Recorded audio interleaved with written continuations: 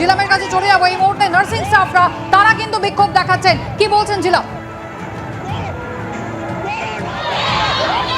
একদমই দেখতে পাচ্ছ নার্সিং স্টাফ যারা তারা বিক্ষোভ দেখাচ্ছে, যারা পুলিশ কর্মী আছে তাদের সামনে তারা বিক্ষোভ দেখাচ্ছে। তাদের বক্তব্য নো সিকিউরিটি নো সার্ভিস। তাদের সঙ্গে কথা বলবো। আপনাদের এখানে আপনাদের কি অভিযোগ? আমাদের অভিযোগ কালকে এত গন্ডগোল হয়েছে, আমাদের এখানে যে অথরিটি আছে একটা মেয়ের তারা খোঁজ নেয়নি। এখানে প্রত্যেকের ফোন নাম্বার দেওয়া আছে এবং কে কোন ডিপার্টমেন্টে ডিউটি আছে ওনারা সব জানেন। আমরা যখন অ্যাবসেন্ট করি তখন ওরা ফোন করে জিজ্ঞেস করে, অথচ বিপদের মধ্যে এক অথরিটি একজনকে ফোন করেনি তোমরা কিভাবে আছো, তোমরা সেফটি আছো তো, ভালো আছো তো, একটা নিরাপদ আশ্রয় তোমরা চলে যাও, আমি এখান থেকে বেরোতে পারছি না তো, তোমরা একটা নিরাপদ আশ্রয় চলে। আমাদের ছজন স্টাফ স্পট ডেট হয়ে যেত যদি আমাদের ইমার্জেন্সি সিস্টার স্টাফ ইনচার্জ না থাকতেন। ওনার দৌলতে ওরা কোনো রকম ভাবে পালিয়ে বাঁচি, ওই ড্রেস পরে ওরা রাস্তার মধ্যে ছুটেছে। কি বিচ্ছিরি পরিস্থিতি জনগণের। পুলিশ, আমরা কালকে নাইট ডিউটি করেছি, আমরা সারা রাত জেগেছি, আমাদের কোনো সেফটির জন্য হায়ার অথরিটি কোনো খোঁজ করেনি। উল্টে পুলিশরা আমাদের ওয়ার্ডে শেল্টার নিয়েছে। ওরা আমাদের নিচের থেকে পালিয়ে এসে আমাদের ওয়ার্ডে 5 তলায় শেল্টার নিয়েছে। এখানে পুলিশ এসেছিল, আপনারা বিক্ষোভ দেখাচ্ছিলেন কেন? পুলিশের দরকার নেই। কালকে যখন গন্ডগোলের সময় পুলিশ ছিল না, আজকে পুলিশ লাগবে না। আমরা পুলিশের চাই না নিরাপত্তা, কারণ এমার্জেন্সিতে যখন মানে এত পুলিশ 500 থেকে 600টা পুলিশ ঘটনার পরের দিন থেকে, তাহলে সেদিন তারা কোথায় ছিল? কালকে রাতে তারা কোথায় ছিল?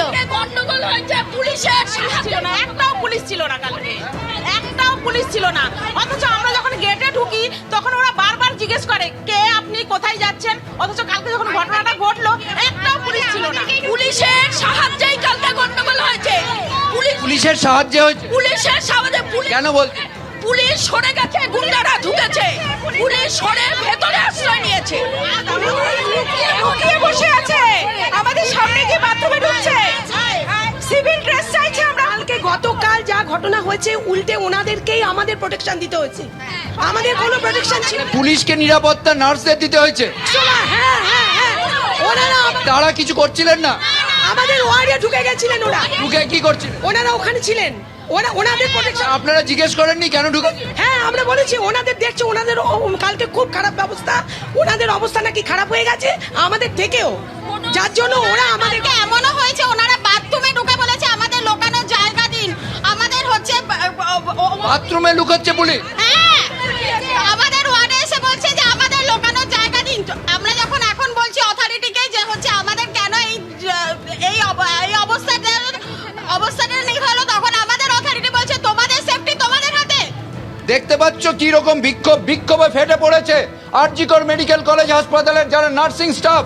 তাদের বক্তব্য পুলিশকে দরকার নেই, তাদের নিরাপত্তা তারা ব্যবস্থা করবেন এবং পুলিশ তাদের কাছে নিরাপত্তা চেয়েছে। গতকালের ভয়াবহ অভিজ্ঞতা নিয়ে তারা বিক্ষোভ দেখাচ্ছেন। তাদের সঙ্গে আবার কথা বলবো, জেনে নেব আপনারা তাহলে কি পরিকল্পনা করছেন আজকে? এখন আমাদের নার্সিং সুপার আসবেন, ওনাকে বলা হবে আমাদের সেফটি দেওয়ার কথা, উনি হয়তো প্রিন্সিপাল এমএসপি কে বলবেন, তারপরে আমরা কাজে যাব। আপনারা আজকে কাজের যোগ দেবেন না এখন অবধি? না, দেব না। উনি আমাদের লিখিত আমাদের লিখিত চাই, উনি যদি আমাদেরকে সেফটি সেইভাবে দিতে পারে তবেই আমরা ডিউটি জয়েন করব, না হলে ডিউটি জয়েন করতে পারবো না। কালকে গন্ডগোল হয়েছে 1টা থেকে এখন সকাল 9টা বাজতে চললো, না এমএসবিপি না প্রিন্সিপাল না আমাদের এনএস, কারণ কোনো রকম আমাদের খোঁজ নেননি তারা। ভয়াবহ অভিযোগ নার্সিং স্টাফদের যে হাসপাতালের প্রশাসনিক কর্তারা কেউ তাদের খোঁজ নেননি এবং তারা যেটা বলছেন যে তাদের যদি নিরাপত্তা লিখিতভাবে সুনিশ্চিত করার প্রতিশ্রুতি না দেওয়া হয় তাহলে কিন্তু আজ সকালে তারা কাজে যোগ দেবেন না। অর্থাৎ বুঝতে পারছো, হাসপাতালে যে কজন রোগী ভর্তি আছে, গতকালও বেশ কয়েকজন ভর্তি আছে, তাদের সবার পরিস্থিতি কিন্তু বিপজ্জনক হবে। গতকালের ঘটনা নিয়ে নার্সিং স্টাফরা এবার আর.জি. করেন নার্সিং স্টাফরা এবার আন্দোলনে নামলেন। তারা একই দাবি করছেন, নো সেফটি নো সার্ভিস। তাদের সঙ্গে আবার কথা বলবো, জানার চেষ্টা করবো আপনি ছিলেন কালকে রাতে? না, আজকে আমি সকালে ডিউটিতে এসেছি। কি বলবেন, কি হয়েছে কালকে? কালকে এমার্জেন্সিতে যা ঘটনা এসে শুনলাম, সে ভয়ঙ্কর অবস্থা। কালকে আমাদের ইনচার্জ ভাগ্যিস সেখানে ডিউটিতে ছিলেন এবং আমাদের এমার্জেন্সি 4 জন এবং 5 জন স্টাফকে নিয়ে সে কোনো ক্রমে পালিয়ে সেখান থেকে বাঁচায়, না হলে আজকে হয়তো 4 জনের মৃতদেহ আমরা দেখতে পেতাম। মানে যা কালকে দুর্বিষহ ঘটনা শুনছি, কালকে অবশ্যই কালকে আমরা সকালবেলা আজকে তাদের মৃতদেহ দেখতে পেতাম। মানে বুঝতেই পারছো উদ্বেগ আতঙ্ক রয়েছে, সেই আতঙ্কে কেউ কাজে যোগ দিয়ে, আপনারা তাহলে এখনো কেউ কাজে যোগ দেবেন না? আমি তো নাইট ডিউটি ছিল কালকে।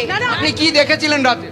আমি দেখেছি নিচে আমরা 12:40 নাগাদ আমরা নিচের থেকে ইমার্জেন্সি দরজা থেকে এসেছি, তখন কিন্তু সিচুয়েশন ঠিক। এরা আরজি করে স্টুডেন্টরা বলছে আমাদেরকে পুলিশদের যে আপনারা একটু বাইরেরটা রাস্তা খালি করে দিন, আমরা মিছিল করতে যাব। এই সময় পুলিশ, সাধারণ পুলিশ কালকে সাইড হয়ে গেছে আর দলে দলে লোক ঢুকেছে। লোক ঢোকার পরে ওই দেখলেন ওই ভাঙচুর, তার অনেকক্ষণ পরে ওরা টিয়ার গ্যাস নামক এক নাটক শুরু করেছে, টিয়ার গ্যাস বেড়েছে আর সব ভাঙাচোরা হয়ে গেছে। তারপরে ভাঙাচোরার পরে টিয়ার গ্যাস, ভাঙাচোরাটাকে প্রোটেক্ট করার কোনো কিছু নেই। এই মুহূর্তে আপনারাও কি তাহলে সেই কর্মবিরতি এবং আমরা বলুন কালকে রাত্রে আমরা যারা ডিউটিতে ছিলাম, যারা ইমার্জেন্সিতে ডিউটি ছিল তারা সেফটি। আমি না হয় ছিলাম 5 তলায়, সেখানে 2 জন পুলিশ আমাদের, একজন ডক্টরের সাথে 2 জন পুলিশ আমাদের ওয়ার্ডে গেছে। তাহলে আমাদের পরিষেবা দিয়ে গেছি, কিন্তু আমাদের 3-4টে করে সিজার হয়েছে, ওটি হয়েছে, এর মধ্যেও কিন্তু আমরা যথেষ্ট পরিষেবা দিয়ে গেছি। গাইনি ডিপার্টমেন্টে কেউ দুষ্কৃতীরা ঢুকেছিল? গাইনির জিএসএ ঢুকেছিল, একতলায় ঢুকেছিল, প্লাস কি করছিল? আমি তো জিএসএ ডিউটি করিনি, এটা জিএসএ স্টাফই বলতে পারবে। জিএসএ যিনি রয়েছেন উনি আপনি কি শুনেছেন? আমি এলপিওতে, আমি 3 তলাতে ছিলাম, 3rd ফ্লোরে। কি শুনেছেন? আমি শুনেছি যে ওখানে পুলিশ 3-4 জন পুলিশ ওখানে গিয়ে বাথরুমে ঢুকেছেন, মানে ওনাদের সেফটি আর কি নার্সিং স্টাফরা দিয়েছে কালকে রাতে। এটা কি একটু উৎসাহব্যঞ্জক বিষয়? কখনোই না, এটা কি আমরা চাই? কখনো আমরা এটা চাই না। আমরা চাই না বলেই তো আজকে জমায়েত হয়েছি, যে আমাদের সেফটি কোথায়, আমাদেরকে, আমরা তো কন্টিনিউ পরিষেবা দিচ্ছি। এখনো কি নার্সিং সুপারের সঙ্গে আপনাদের কথা হয়েছে? তিনি তো ম্যাডাম আসবেন সকালে, ম্যাডাম এখনো আসেননি। উনি ম্যাডামের ডিউটি 9টা থেকে, উনি 9টাতেই আসবে, তার আগে আসার তো উনি দরকার। কালকে অনেক রাত অবধি ছিলেন, আজকে সকালে আসবেন উনি বলেছেন, আমরা ওয়েট করছি, ওনার সাথে কথা বলবো আমি। অর্থাৎ দেখতে পাচ্ছ নার্সিং সুপার, তার জন্য সকলে ওয়েট করছে।